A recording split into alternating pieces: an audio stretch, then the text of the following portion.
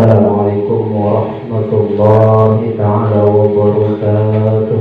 Waalaikumsalam warahmatullahi wabarakatuh. Bismillahirrahmanirrahim. Alhamdulillah rabbil alamin. Wassalatu wassalamu ala asyrafil anbiya'i wal mursalin sayyidina wa habibina wa syafi'ina wa maulana Muhammadin wa ala alihi wa ashabihi ajma'in salatan tukhrijuna biha min zulumatil wahmi wa tuqrimuna biha bi nuril fahmi wa tuwaddihu lana biha ma ushkila hatta yufhama innaka ta'lamu wa la na'lamu anta 'allamul ghuyub subhanaka la ilma lana illa ma 'allamtana innaka antal 'alimul hakim. Rabbi shrah li sadri wa yassir li amri wahlul 'uqdatam min lisani yafqahu qawli.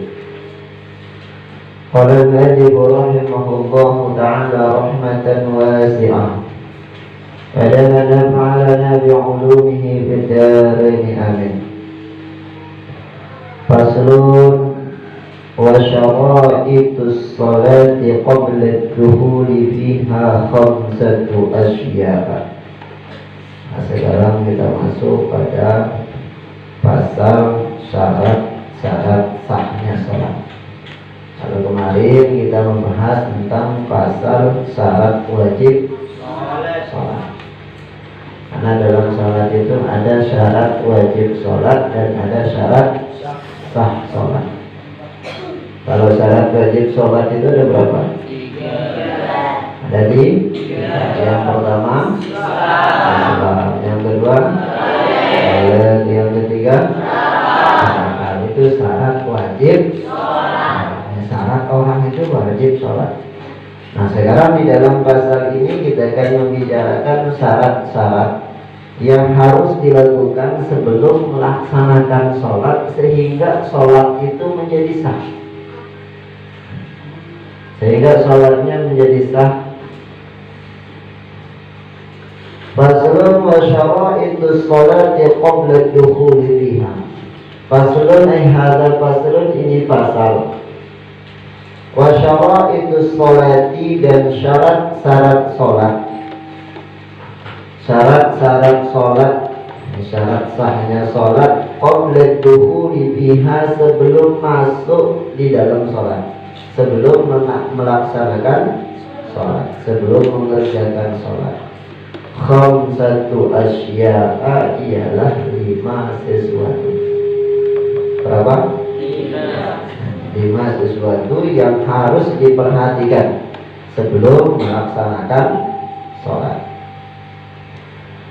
Wasyurutu jam'u syartin. Lafaz surut atau syara'id itu adalah jamak daripada lafaz syartin.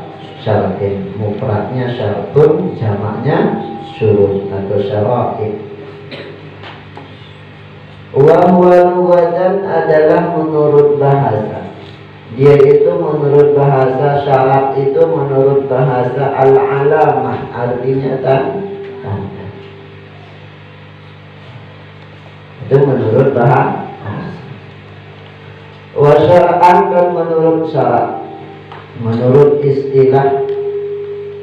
Yang dimaksud di sini ma tatawakkafu sihhatus sholati alaihi, barang yang terhenti sahnya sholat atasnya.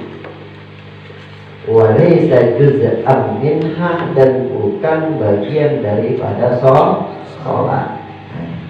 Syarat itu akan menjadi penentu sah atau tidaknya sholat kita. Kalau syaratnya sempurna, kalau syaratnya telah dilaksanakan,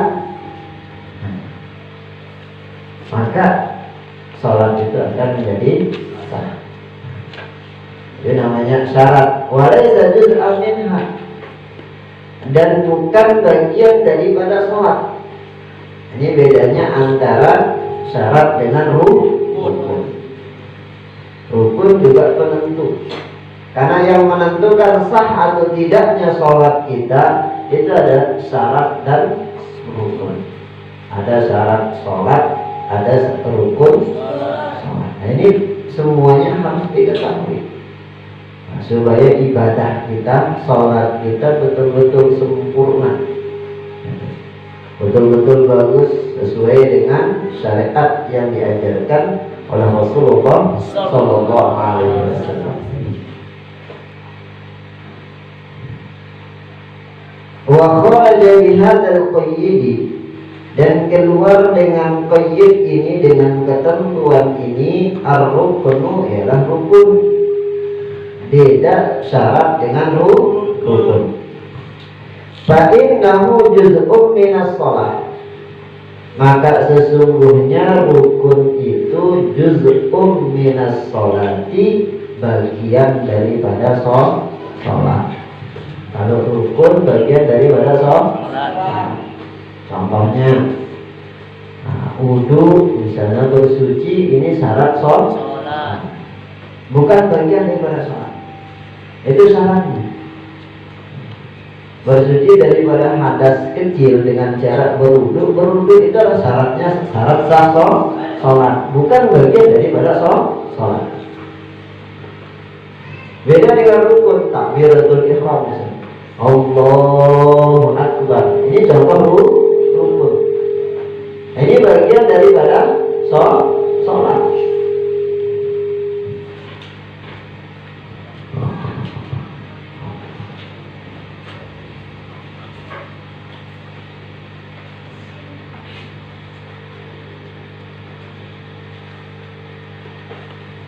Itu bedanya antara syarat dengan rukun. Bedanya tipis. Sama. Mata tawakkafu sihhatus shalah alaihi, kalau syarat wa laysa juz'un minha. Kalau rukun wa huwa juz'un minha. Itu bedanya. Kalau syarat itu barang yang menentukan sah atau tidak sahnya sholat, tetapi bukan bagian daripada sholat. Nah, kalau rukun sesuatu yang menentukan sah atau tidaknya sholat dan bagian daripada sholat. Itu pengertiannya. Di sini paham? Hah? Yang kita bicarakan ini adalah masalah syarat. Ini syarat sahnya sholat. Nah, tadi syarat sahnya sholat itu berapa? 5. Al-awwalu, yang pertama, taharatul a'dha'i minal hadasi, suci anggota badan daripada hadas. Ini yang pertama. Yang nggak bawa kitab catat.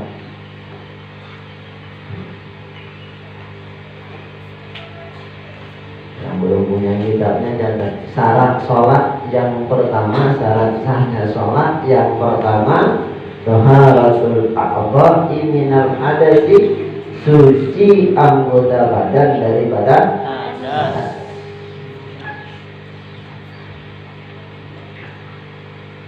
Al-asghari wal akbari, baik itu hadas kecil maupun hadas besar. Berarti hadas itu ada berapa? Berapa? 2. Yang pertama hadas kecil, yang kedua hadas kecil bisa disucikan dengan apa? Dengan berwudu. Ini sudah pada pasal-pasal sebelumnya. Hadas besar bisa disucikan dengan apa? Mandi. Ketika wudu mandi tidak bisa dilaksanakan, maka yang bisa menggantinya apa? Tayamum.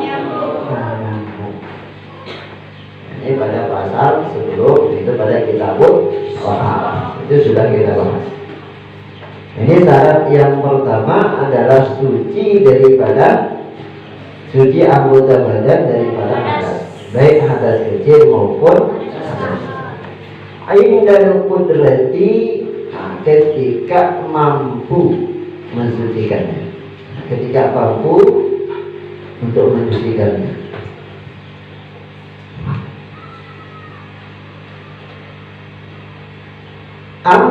faqidut tahuraini, adapun orang yang tidak suci keduanya, tidak suci daripada hadas kecil atau tidak suci daripada hadas besar. Kenapa? Karena mau wudu tidak ada air, mau tayamum tidak ada debu. Wallahu a'lam tempatnya di mana gitu. Mungkin di penjara, tapi penjaranya semuanya tidak ada yang digunakan untuk bersuci. Nah, ini bagi tahura ini. Orang yang tidak bisa melaksanakan dua jenis bersuci. Bagaimana hukum sholatnya? Tetap dia wajib sholat. Fasolatuhu sahihatun, maka sholatnya sah. Sholatnya sah ma'a wujubil i'adati alaihi, beserta wajib mengulang atasnya. Nanti kalau sudah mampu untuk bersuci, udah keluar dari tempat itu, misalnya sudah menemukan air atau sudah menemukan tanah, maka wajib dia mengulang sholat. Paham sampai sini? Nah, ini syaratnya. Makanya perhatikan baik. Ketika bersuci, ketika wudu itu diperhatikan. Jangan sampai wudunya main-main. Ini terutama yang santri baru. Wudu itu harus sempurna. Wudu itu punya rukun yang harus dilaksanakan. Masih ingat rukun wudu itu berapa? Berapa? Itu rukun wudu itu ada. Yang pertama, niatnya. Apa niat itu? Baitul wudu dari rafil hadasil asghari lillahi ta'ala. Niat itu tempatnya di mana? Di hati. Di dalam hati. Kapan? Ketika membasuh muka. Pada basahan yang pertama, di dalam hatinya sudah ada niatnya berwudu. Dalam hatinya sudah membasuh muka itu niatnya berwudu. Sudah ada wudu dalam hatinya. Ketika membasuh muka, itu rukun wudu yang pertama. Kemudian yang kedua, membasuh muka. Ini diperhatikan. Batasan muka itu sampai mana? Hanya dari tempat tumbuhnya tembok kepala sampai tengkuk. Sampai tulang ini. Maka sempurnakan bajuannya. Sempurnakan sampai bagian sininya sampai kena ini. Supaya sempurna dasar muka. Ini bagian panjangnya. Lebarnya sampai mana? Min udhunil yumna ila udhunil yusra, dari telinga kanan sampai telinga kiri. Ketika membasuhnya juga ratakan usahamanya. Ratakan semua. Membasuhnya itu sunat 3 kan? Ini perhatikan. Kalau wudunya tidak sah, karena rukunnya tidak sempurna, maka sholatnya pun tidak sah. Sholatnya tidak sah kalau wudunya tidak sah. Misal basuh muka, ini basuh muka, sekedar ini saja, tidak semuanya mukanya dibasuh. Kira-kira sah tak basuhan mukanya? Sah tidak? Ketika basuhan muka tidak sah, kira-kira wudunya sah atau tidak? Wudunya juga tidak. Kalau wudunya tidak sah, maka sholatnya tidak sah. Karena hadasnya belum terangkat, dia belum suci daripada hadas kecil. Boleh perhatikan. Basuhan mukanya yang bagus, kemudian basuh dua tangannya sampai siku-sikunya sempurna. Makanya menggunakan lengan baju panjang sampai kena nanti siku-sikunya ketika membasuh dua tangan. Kemudian mengusap kepala, mengusap sebagian kepala, kemudian membasuh kaki. Itu yang wajib di dalam berwudu. Nah, selain itu hukumnya sunnah. Tertib dahulu apa yang pertama didahulukan wajah, kemudian tangan dan seterusnya. Nah, ini syarat sholat yang ini suci daripada hadas, baik hadas kecil maupun kalau hadas besar bisa disucikan dengan cara mandi. Makanya mandi niatnya apa? Nawaitul ghusla li rabbil hadasil asghari Nawaitul ghusla li rabbil hadasil asghari Anjani ilga jadi jangan pakai takbir. Ini nawaitul ghusla li rabbil hadasil asghari Billahi ta'ala akbar. Itu mandi. Ketika mulai membasuh badan yang manapun, baik dari kepala maupun kaki yang manapun, pertama sudah mulai berniat. Niatnya dalam hati, saya mandi untuk hilangin hadas besar, saya mandi untuk hilangin junub, saya mandi untuk hilangin hadas haid. Itu di dalam hatinya, supaya ketika sholat ini badan suci daripada hadas, hadas kecil maupun hadas besar.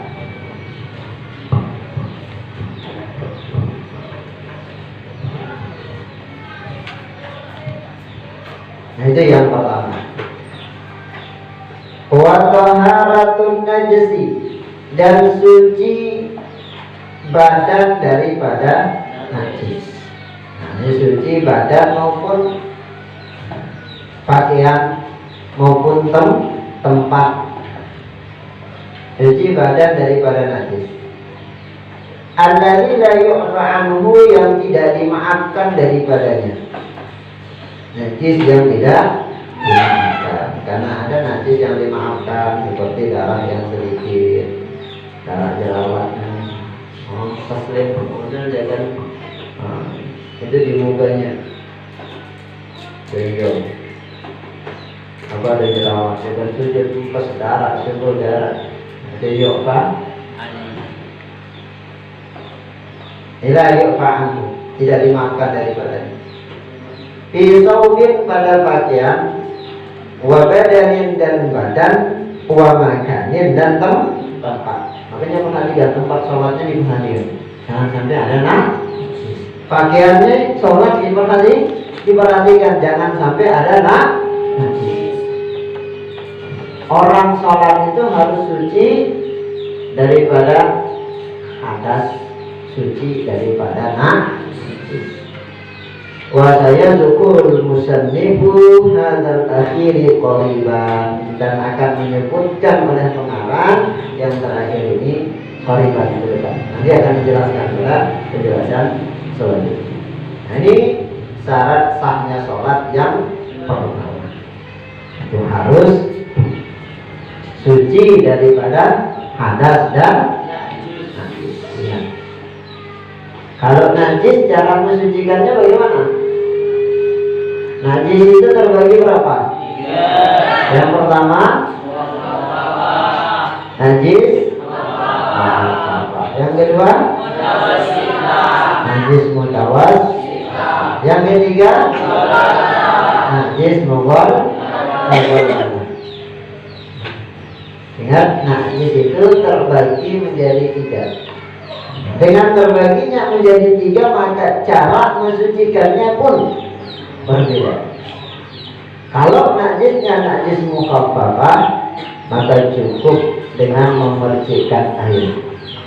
Contoh najis mukhaffafah itu apa? Itu khusus tadi alladzi lam yaqulit itu kencing anak atau kencing bayi laki-laki yang belum minum atau makan apapun selain daripada air susu.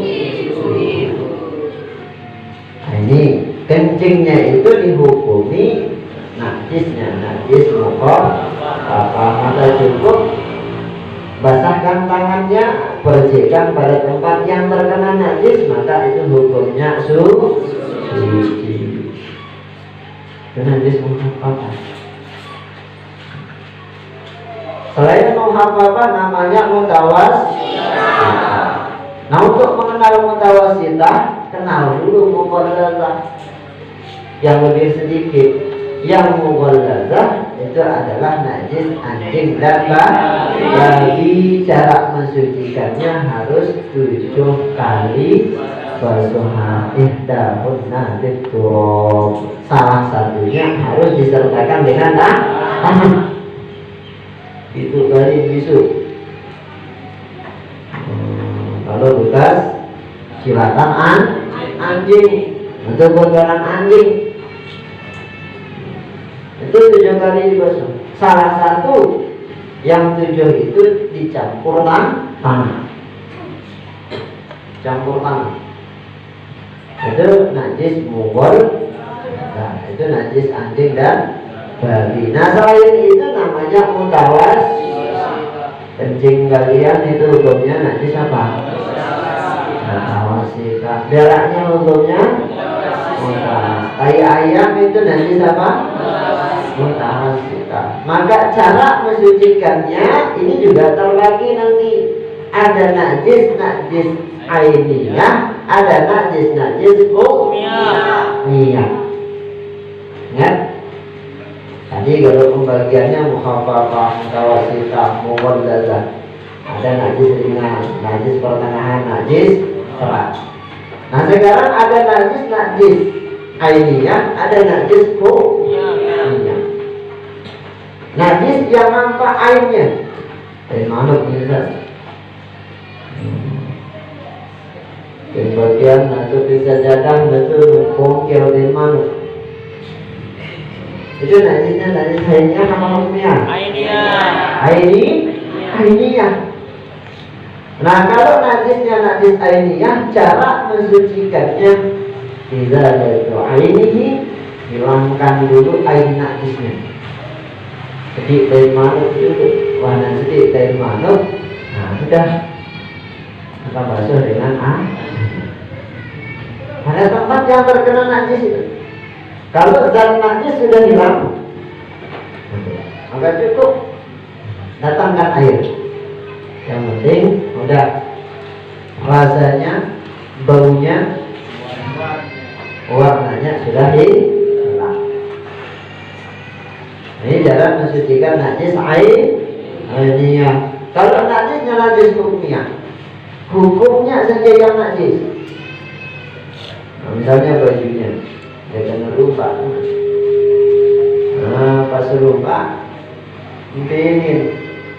Nah, ingat bajunya basah. Anak lama kelamaan ini baju jadi kering. Nantinya nampak apa tidak? Nampak apa tidak? Tidak. Nah, ketika najisnya tidak nampak tapi hukumnya masih najis, ini disebut dengan najis hukmiyah. Maka cukup dengan membasuhnya. Udah, basuh saja. Atau bekas daging ayam misalnya, airnya sudah hilang, tetapi tempat itu belum suci kalau belum dibasuh. Nah, cara mensucikannya dibasuh. Nah, itu ingat, syarat sholat yang pertama adalah suci anggota badan daripada hadas dan najis. Makanya dalam Al-Quran Allah Subhanahu wa ta'ala jelaskan, ya ayyuhalladzina amanu idza qumtum 'ilas shalah faghsilu wujuhakum wa aydiyakum ilal marafiq wamsahu bi ru'usikum wa arjulakum ilal ka'bah. Ini perintah untuk berwudu, perintah untuk mensucikan diri daripada hadas. Itu dihafalkan. Ingat, syarat sholat yang pertama adalah suci daripada suci anggota badan daripada hadas dan kemudian wasani satru launil awrati indal qudrati walau kana syaksu khalian fi zulmatin wallahu a'lam bissawab. Walaupun sedikit langsung diingat sambil hafalin. Nah ini ilmu untuk diamalkan, untuk kita praktekkan supaya ibadah kita lebih bagus. Adalah kita duduk dengan sama-sama berselawat kepada Rasulullah SAW. Mudah-mudahan apa yang kita baca dan kita bahas termasuk ilmu yang barokah, ilmu yang bermanfaat dengan berkat salawat kepada Rasulullah SAW, dan mudah-mudahan kita semua dijadikan oleh Allah Subhanahu wa taala umat Rasulullah yang cinta terhadap Rasulullah, yang dicintai oleh Rasulullah, dan mudah-mudahan Allah Subhanahu wa taala membimbing kita sehingga akhlak kita menjadi lebih baik, adab kita menjadi lebih baik seperti akhlaknya Rasulullah sallallahu alaihi wasallam. Allahumma sholli ala Muhammad ya Rabbi sholli alaihi wa sallim. Allahumma sholli ala Muhammad ya Rabbi sholli alaihi wa sallim. Habib Rabbana bi barakatihim wa dinal husna bi hurmatihim. Habib Rabbana bi barakatihim wa dinal husna bi hurmatihim. Allahumma salli ala Muhammad ya Rabbi salli alaihi wa sallim. Allahumma salli ala Muhammad ya Rabbi salli alaihi wa sallim. Rabbi fanfa'na bi barakatihim wa dinal husna bi hurmatihim. Rabbi fanfa'na bi barakatihim wa dinal husna bi hurmatihim. Allahumma salli ala Muhammad ya Rabbi salli alaihi wa sallim. Allahumma salli ala Muhammad ya Rabbi salli alaihi wa sallim.